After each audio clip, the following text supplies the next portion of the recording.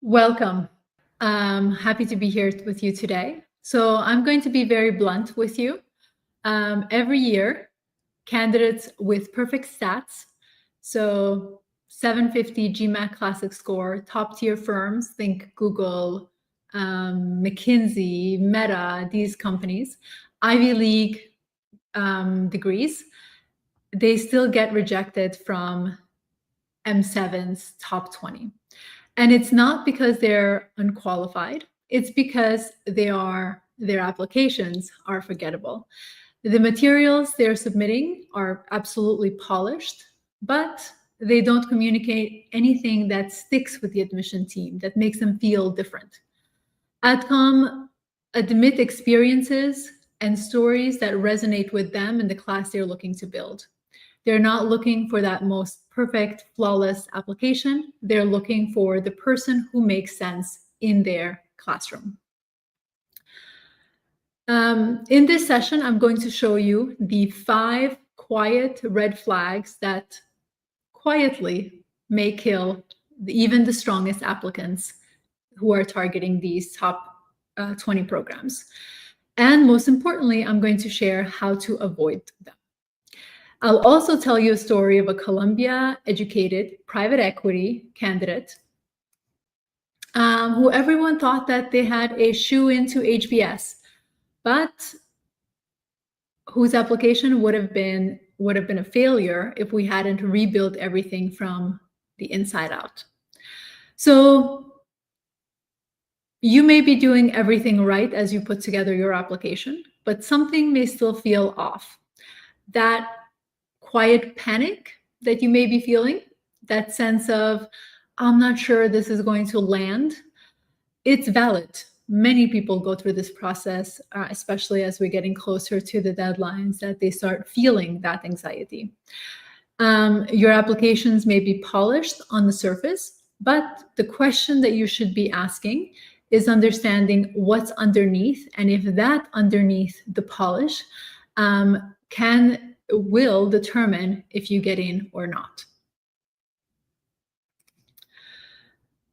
So if you've ever looked at someone's resume and thought, that looks like mine, this is the list for you. So these are the 5 quiet killers of strong applicants. Red flag number 1, you sound like everyone else. You're a consultant, you're an investment banker, all of your peers sound very similar to you. There's nothing behind the polish. There's no depth to your story. Number 3, you don't know what it all means. You've told a great story, but there's no interpretation. We don't know what is this collection even supposed to mean. Number 4, you expect the Adcoms to get it, to understand what you're talking about. And why should they? And red flag number 5, you think prestige will carry you through. You have strong brand names on your resume, and you think that that's going to be enough to get into these schools. So this list is for you if any of these are potentially true in your application. These are the 5 patterns that I have seen in applicants who are impressive on paper, but still get rejected. They don't show up all at once, of course, but any one of them can tank your candidacy. So this component that I'm going to be sharing with you today isn't about working harder. It's about seeing your story through the lens of someone who doesn't know you and making it impossible for them to forget you and forget your story. What I've learned after reviewing hundreds of applicants coming from McKinsey, Google, Goldman, is that 80% of rejections come down to at least one of these 5 red flags. So it's really not about the caliber of candidate that gets in. Of course, you have to have the elementary components, but it's really about the clarity of your application and the clarity of your story. So why don't we start with red flag number 1? You sound like everyone else. This is where most high performers lose their edge. You've executed flawlessly.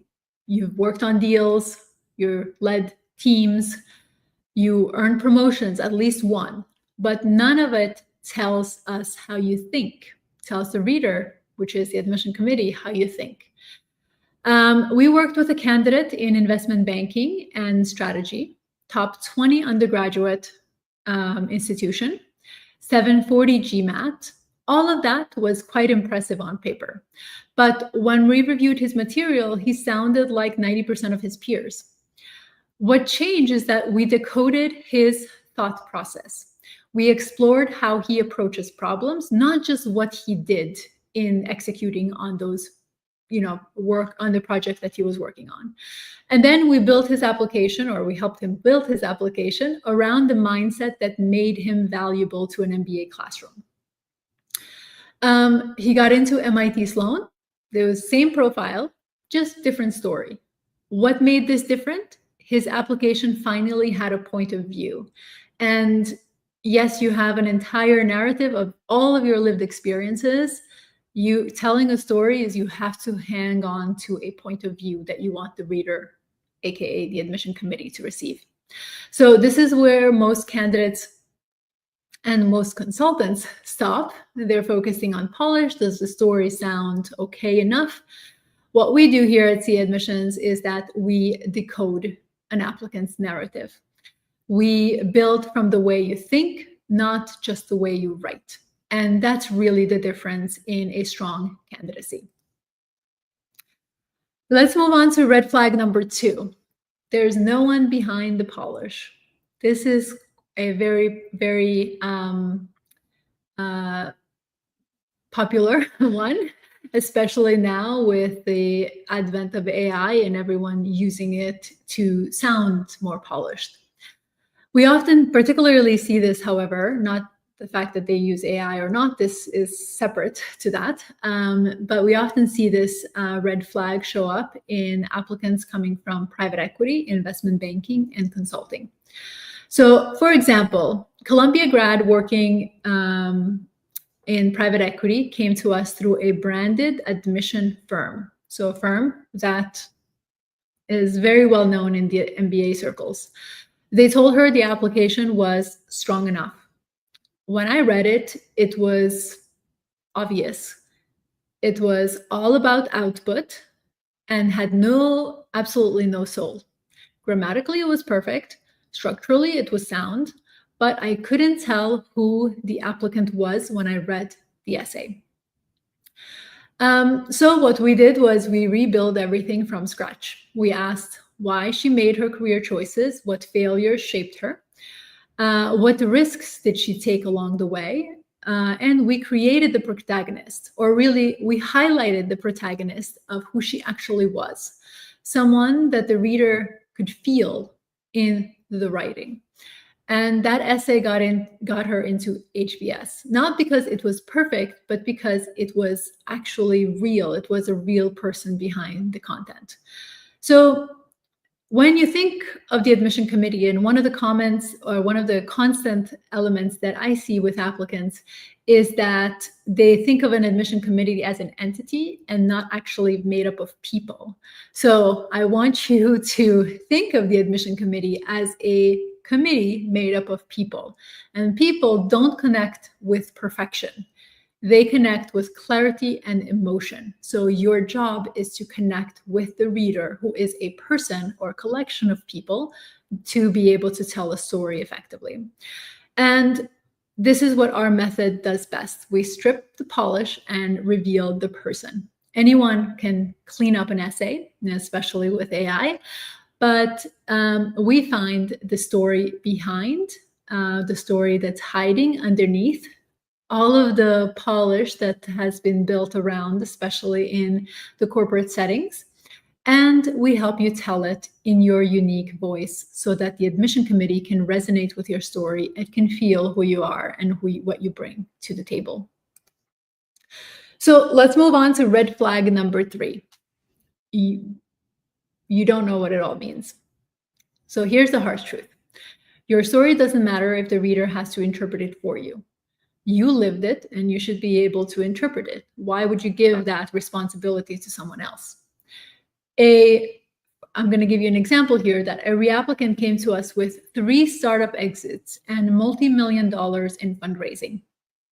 On paper, a star, but he'd been rejected to every school that he had applied to the previous year. Why? Because his application described what happened, but not why it mattered. It was facts without framing. We unpacked the why he pivoted, why he stayed in the family business that he eventually went to, why those moments shaped the leader he's becoming. We dug deeper into his narrative to teach him how to interpret his past and how to connect it to his goals. That repositioning got him into Ross. What changed wasn't the resume, because there was absolutely no new content. It was the meaning behind it. Even when I redraft from clients like this, there's a moment I often recognize when they almost delete a line that feels too honest or too personal, that makes them a little bit uncomfortable. And I would say something like, that's the line. That's the thing that we're going to keep in here, because it's the anchor that is drawing me to your application or to your essay. Because obviously what feels sometimes obvious to you is often what makes your story unforgettable to someone else. And that's where you need to be drawing from. And it's hard to do it from your own lens because it's your lived experience. So moving on to red flag number 4. This is a hard one. You, particularly for individuals who are accustomed or have been in a place that is very accustomed to speaking a certain language or that industry language. So red flag number 4 is you expect the Adcom to get it.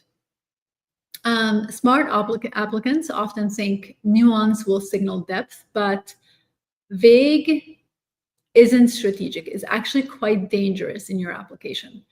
So we worked with a candidate who had a 2.61 GPA, a 163 in quant and 163 in verbal GRE overall score, older, significantly older than the average class profile. And this could easily have been looked at as a profile that may be filtered out from the school. But we worked on one school with this candidate, and this was Wharton's healthcare management program. Just for context, for those of you who are not thinking about healthcare, this is a program that you apply to specifically at Wharton and admits 70 students, 70, every single year. So it's highly coveted for those who especially want to be in the healthcare space.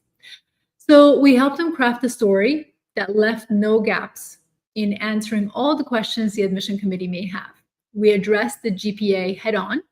We framed his age as an asset, and we showed his future contribution to the cohort and the value of his lived experiences that the students will be able to get. Of course, also what he is going to receive from the cohort that is valuable to his growth and his professional development. There was absolutely no guessing in this application. There was no ambiguity. There's no get it. You know, do you understand? Do you understand what I'm trying to say? Kind of tone or language. And he got in because when the Adcom has to work to get it, they move on because they don't have time to decode your application. Clarity always wins. So round 1 is less than 30 days away for those who are applying to most M7s. And the reality is, once your materials are done, it's too late to rewrite your strategy. Most rejections come from applicants who hit submit before realizing they never had a narrative clarity to begin with. And the rejection is quite a heartbreaking experience that I wish on no one. So let's move on to red flag number 5, which is for those applicants who have branded names on their resume. Too many applicants, at least the ones who have those branded names, over-rely on their credentials. They think, I went to a top school, I worked for a respectable company, that should be enough, right? I have all the brands. But Adcoms don't admit logos. They have plenty of applicants coming from McKinsey, Goldman, and those firms that are household names. They admit people with purpose. So I'm going to give you an example of someone who had no brand names on their application. So this was a medical school dropout who came to us quite concerned that she may not be even able to get in. She was working at a local clinic, no brand names, no prestige. She really didn't think she had a chance, but she still wanted to try. But what she did have was a compelling through line, a mission around healthcare equity. We helped her refine and articulate that story. And she got into Fuqua, as well as UNC's Keenan Flagler with a full ride. Not because of her prestige, but because her story landed. And that's the power a message that makes sense delivers in the context of admissions. And this is the difference between a story that is overly polished and a story decoding that happens in the context of communicating what you want the reader to understand from your narrative, from your experiences, and from your mission. She had all the pieces. We helped give it shape. And the Adcom immediately saw her fit. She was actually admitted to 5 different programs that she applied to. Only mentioning the 2 because they were mostly healthcare focused specifically. So let's connect the dots across these 5 red flags. Each of these candidates had the raw materials. What they didn't have until we worked on it together was interpretation, strategic clarity, a way to make their value visible to someone who doesn't know them. At C Admission, that's what our work entails. That's what we do. That's how we help decode your narrative.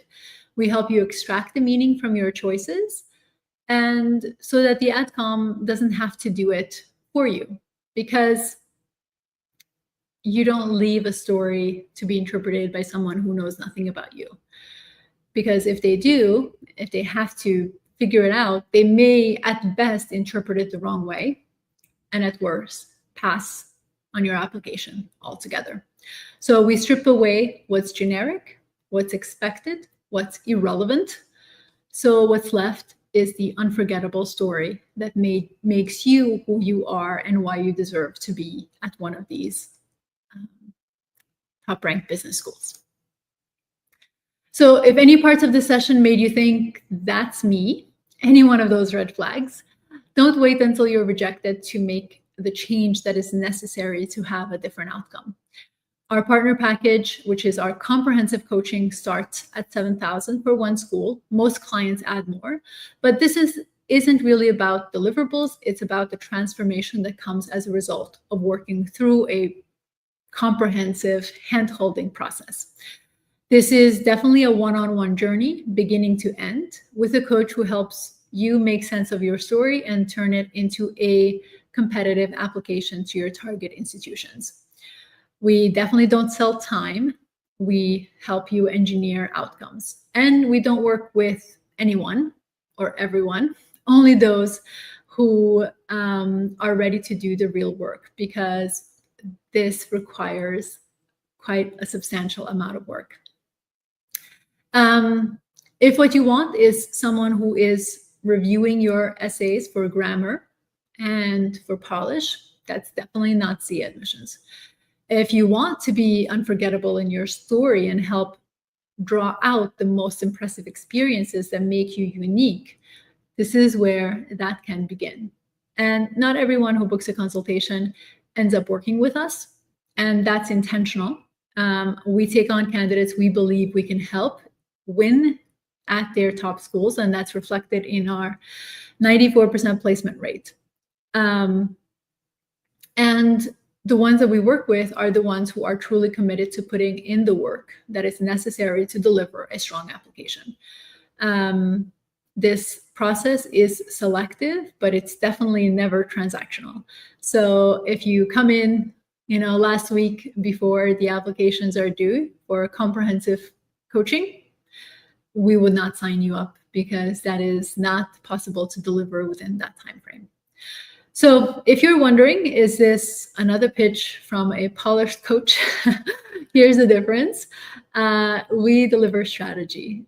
The same decoding you've seen in these stories that I shared earlier is exactly what we bring in your application. And everyone we work with receives the same level of support in decoding their stories. So you'll find the consultation link in the description of this YouTube live, whether you are watching it now or as a replay. And if you're serious and you want a coach who is going to help you understand your story and present it in a way that makes a huge difference in your application, then click it and we'll see if we are the right fit to work together. Now let's open it up to questions. What questions do you have about your materials, about your strategy, about your story, in what you're putting together for either round 1 or round 2 or next year? If you are applying next year or you have a little bit more time and want someone who is going to be able to answer all your questions, we do have the MBA Strategy Circle that starts at $88 a month. It is a subscription kind of experience. You can cancel at any time. That can be helpful for those of you who are not in a rush to go through this entire process.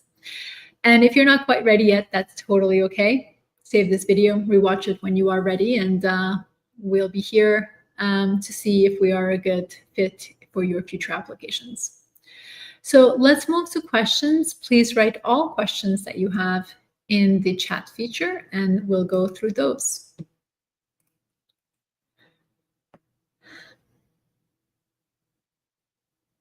All right, so the first question is Yale's MBA a great school? Yale is a great school. Yale's MBA is a great school. It all depends on what you need it for. Yale is great for those individuals who have an inclination for social impact. They put a lot of emphasis on that.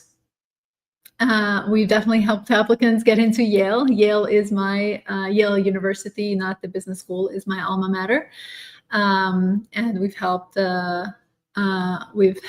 applicants get into those programs. But to be quite honest with you, a school that is socially minded is going to be one that does require quite a lot of emphasis on the way you think, your story in your applications to the school. Excellent. So what other questions do you guys have? Where are you in the process? Write in the comment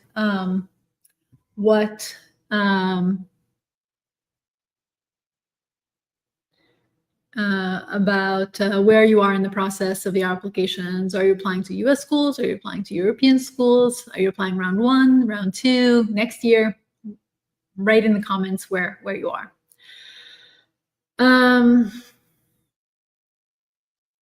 Okay, so broadly speaking, what are the points I should brainstorm upon when working on essays? Well, you need to be able to dig deeper into your own story. What points one digs deeper into is entirely dependent on one's experience.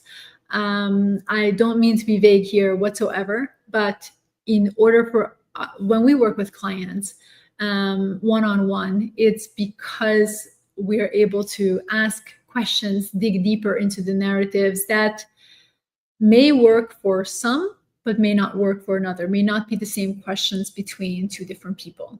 And what we also don't want is for you to try to fit a mold that you don't belong in, because that's going to come across inauthentic in your application.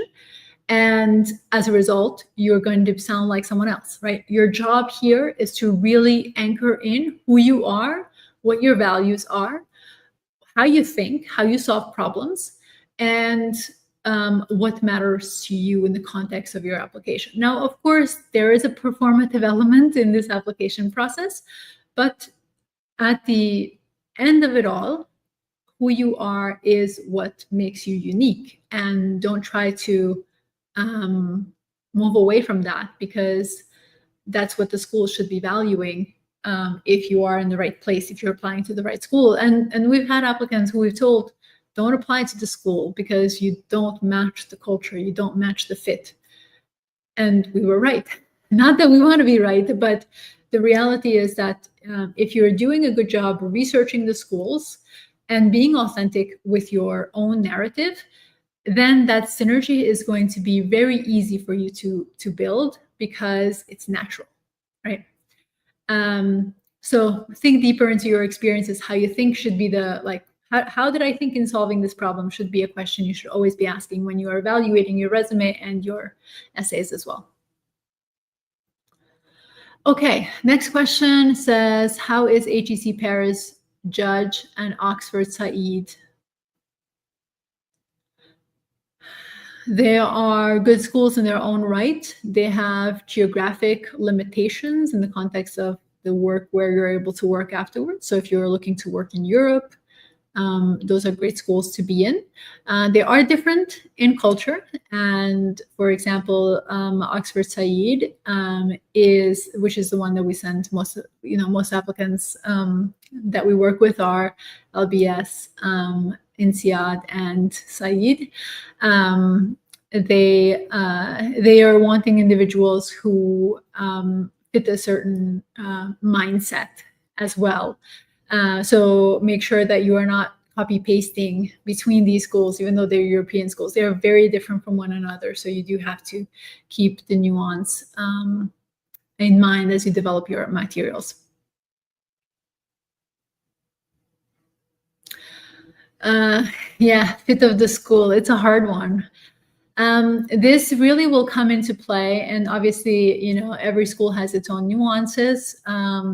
We've developed this here over the years of analyzing and exploring and learning about each one of the schools. So that comes with time. Unfortunately, applicants, as you're going through this process, you don't necessarily have all the time to do that. But the way that you can judge fit is when you have conversations with students, admission representatives,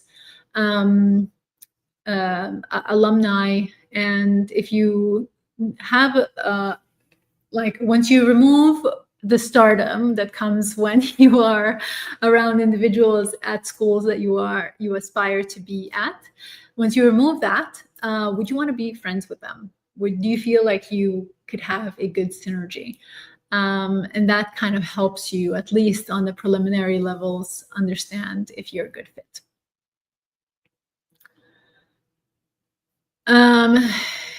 Yeah, so Yale does have strong relationships with the finance world. Not necessary. It's not like necessarily a finance feeder per se, like Wharton is or Booth is, but you can definitely leverage its relationships. Obviously, you are 2 hours away from New York City, the finance center, and you can definitely leverage the resources to move into finance. How do I shortlist universities according to my portfolio? The first thing before you start looking at anything on the school's website is you have to introspect. You have to go in deeper what you want. First and foremost, not just on your portfolio, but looking at what is it that you want to do? Where is it that you're going professionally?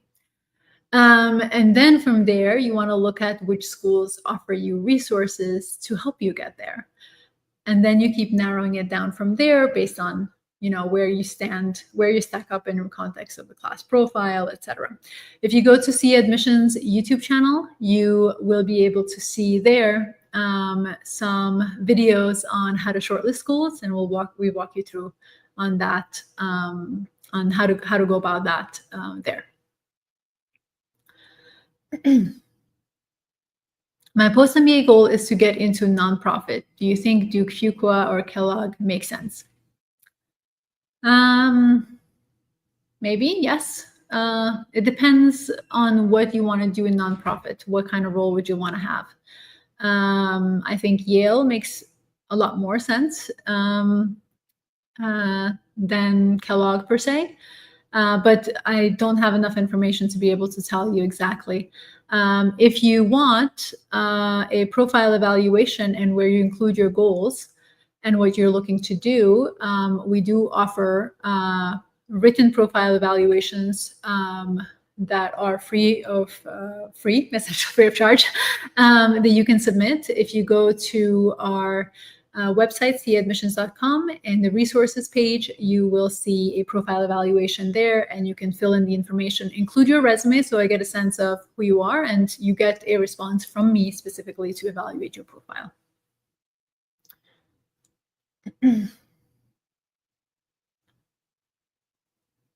I'm not sure what this question is. What guarantees Stanford or Oxford MBA? Guaranteed to me, are you looking for guarantee admits? If so, neither one of them. There's no guarantees on anything, but I'm not sure exactly what the question is. So maybe you can clarify and write it again. What should be the essential pointers for shortlisting the target university or country for MBA? I would suggest that you go to CAdmissions website. We have resources there on how to shortlist schools. The country, in terms of where you go, should be determined by where you want to work in the first 5 years of your post-MBA career. If you want to work in the United States, you have to be applying to US schools, because European schools have very limited transferability, especially in the early days of your career transition, and vice versa for European schools as well.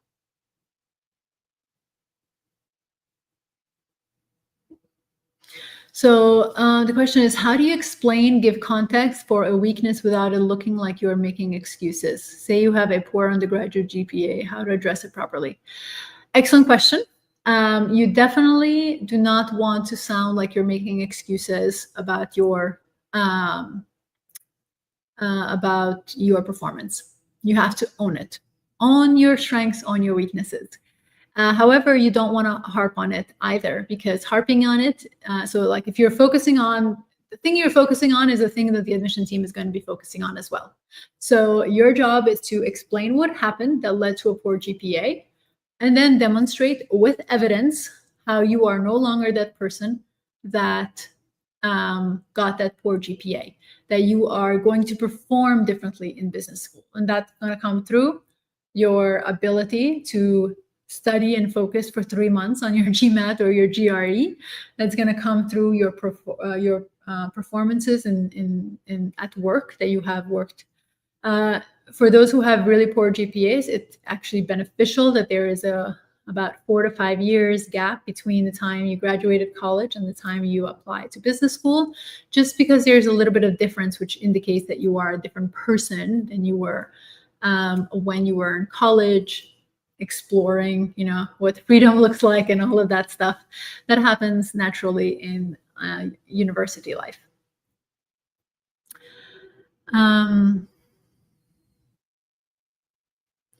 With the whole recession thing, is it wise to go for European business school? The post-MBA jobs are less, isn't it? I think from the experiences so we at CAdmissions, we speak to our clients that are in business schools, the clients that are going to business school, and the clients who have graduated several years from business school. The ones who are in business school, even though there is, and again, I'm talking here on the M7 top 10, top 15 schools that we're discussing, they are able, like if they're putting in the effort, which I'm happy to say that my clients are, or our past clients are, they are getting opportunities. It's not a rainfall of opportunities, but there are opportunities. And the same thing goes, our clients that are international were able to get their visas cleared out and are starting this coming fall. So there is a little bit of hype going on from our experience here. Not saying that others, that others are not experiencing this at all, but I would say you go in with the perspective of you know you have to put in extra effort, right, to get those opportunities. And I would say that Europe and the US all have its problems. It depends on where you want to be post MBA. And that's the question that you should be thinking about. Where do you want to be working post MBA? Obviously, also the salaries are going to be different, but also the cost is going to be different. So you have to calculate the ROI based on what you want. And you're the only person who can answer that, because obviously you have your ambitions and it should be in alignment with that. What should be an important factor that increases the probability of getting into Oxford?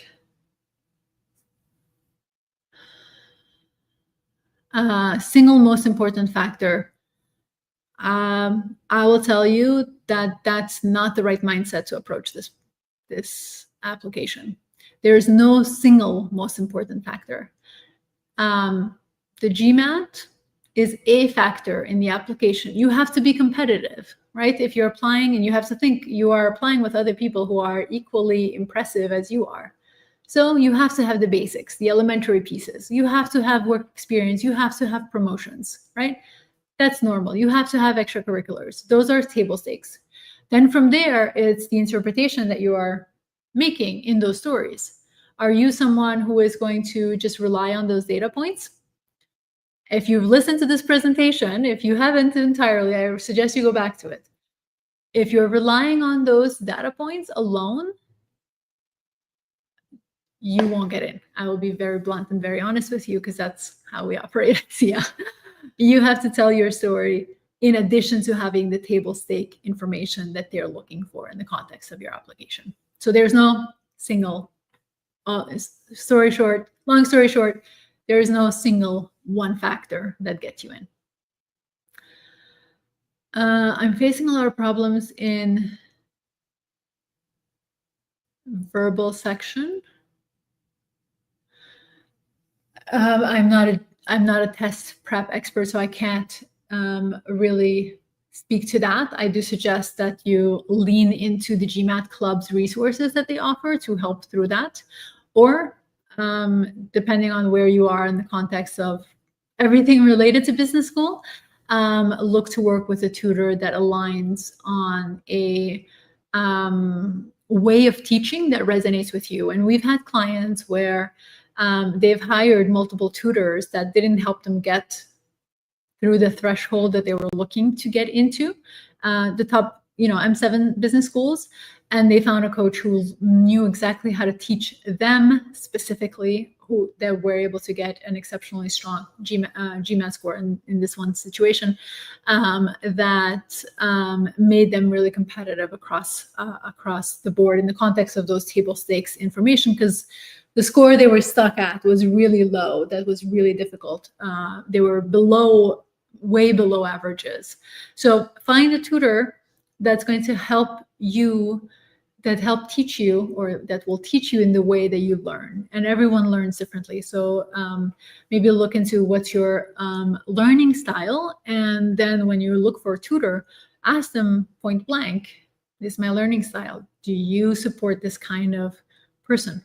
And we hope that they're going to be honest. Okay, so there's another question. How do universities view career diversity, multiple industry switches? I've worked in 4 industries in the past 6 years and would appreciate your view on this. It depends on how you present it. I will be very honest with you. I've had clients who've made drastic pivots across different industries.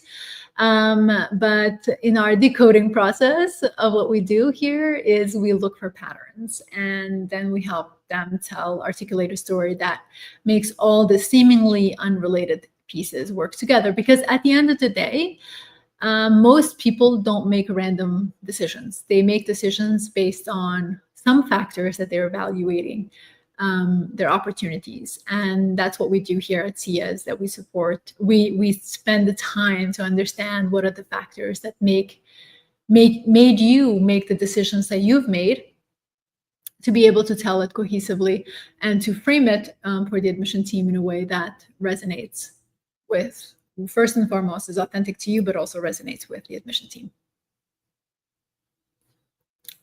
Excellent. All right. Any last questions before we call it a day?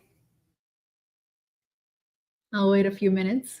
And you guys haven't told me, when are you applying?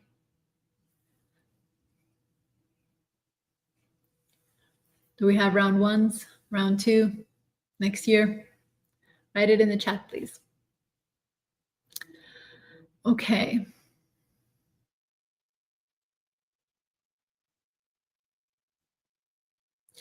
Okay, so the comment here is that if you have a 99.99 percentile in CAT, you would probably get into IIM. That is not business school mindset at all. Like, if that's what you're looking at, this is not, I will say, like, I've had conversations with applicants who had really impressive, like almost perfect scores, and they still got rejected everywhere. And then when you look at the rest of their application, it's the rest of the application that didn't match the high scores. So scores alone are not the way you get into business school. Okay, so another question here. I am targeting Sloan and Booth with 5 years of work experience, starting with new graduate level to 3 promotions in the past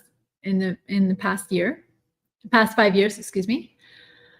But my GMAT is 710 only. I'm assuming this 710 is the classic and not the focus edition. So I will make that assumption. So please correct me in the chat if I'm making a wrong assumption. So you are targeting 2 schools that actually are quite intensely value academics, more so than other schools. I would be, I would look at, do you have it in you to do another retake of your GMAT? And then what were your academics and where did you attend university? So is it a top 20%, top 20 school? And where did you stack up in your class rank? So you may want to leverage a little bit of that. If you absolutely cannot crack the GMAT and go beyond that, look for other courses that allow you to that strengthen your application. So Harvard Business School's CORE, C-O-R-E, is one of those programs that is highly respected in the academic spaces. And a lot of the schools have a portion of that course as part of the requirements for incoming class to complete before they start an MBA. So it's highly respected in this space. The caveat here is that if you're applying to round 1, you do not have time to actually complete it, but you can start it and then update them along the way. Because the course is, I believe, minimum amount of time is 12 weeks, and it requires, I think, 10 to 12 hours a week of study time to pass. And you have to pass in order to get their certificate. Either way, you have to do a little bit of work, because 710 is quite below the averages at both of those schools. Aside from that, it depends on, 3 promotions in the 5 years. That's excellent, but it depends a little bit on what kind of work have you done in those 5 years that can add value to the application. Okay, so undergraduate from top 20 school in Canada with high distinctions. Yeah, all of that will help. I would not just rely on a 710. I would write an optional essay that tells them what you're going to be doing what are you going to be doing to demonstrate that you are a strong candidate. So focus a lot more on your stories, your experiences, lean into your past, your academic performance with top distinctions, but then also tell them a plan of action that you're going to be taking in order to strengthen your test score. Because they actually are highly academic in the context of the MBA program, and they require quite a lot of rigor. of work, and they are one of those schools where that score is a little bit more important than others. Okay. Next question, is it recommended to go for GMAT with work experience of around a year? So the minimum requirement to apply to business school is 2 years of work experience. That's minimum, and it's really difficult to get into business school with that amount of time spent in the workforce. The only time when that can help is if you've demonstrated significant achievement, significant growth, and significant success in order to convert. So I'm not sure if that's the question that you have, but you definitely want to at least wait another year so that you'll have 3 years by matriculation at least, and use this time to really develop your profile so that when you apply, you're going to showcase that maturity that they're looking for in a younger applicant. It doesn't matter if you take the GMAT or the GRE. Schools are agnostic to which test you submit, so long as it's a competitive score.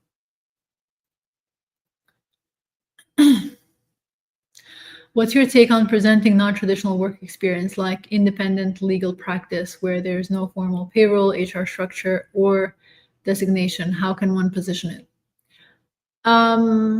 It really depends on the rest of your story. I mean, we work with non-traditional applicants all the time. So typically in those situations, we put a lot of emphasis in understanding first and foremost what that work entailed, and then looking at your future and making the ties, making the connections between the two. That we've helped a lot of our clients come from non-traditional backgrounds as well as traditional backgrounds, but especially non-traditional backgrounds, and we're able to help them translate that experience for business schools, both in the context of what you will bring to the table, but also in the context of the practicalities of you being able to secure a job post MBA. GMAT score with the new Focus Edition, averages are 675, closer to 685. And the old classic, I mean, if you're asking, I'm assuming you're taking the new test score. So it's the new test score, that's the averages. If you're overrepresented, you're going to want to be at 695, 700, and those kinds of numbers.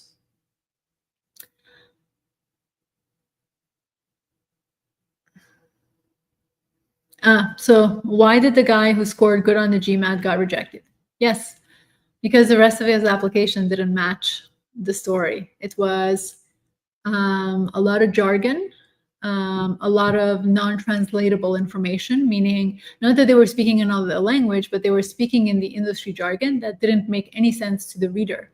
They didn't spend a lot of time analyzing how their experiences make sense in the context of their application and the community they're going to be contributing to, knowledge, experiences to the community they're going to be contributing to.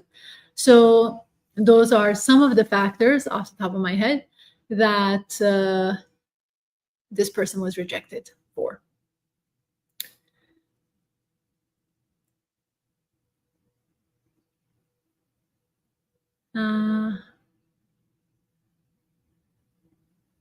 I don't want to mention his name, especially when schools or post-MBA recruiters expect 3 years of formal work experience. I'm sorry, this may be broken and I didn't follow the line of communication, so I'm not sure. Are you applying with less than 3 years of work experience? Yeah, you definitely want to have strong work experience. Obviously, non-traditional backgrounds still get admitted to business school because they bring a different set of skills, experiences that are valuable to the classroom. But your job as an applicant is to interpret that and to communicate to the business school why that should be relevant for them to consider consider you for the classroom.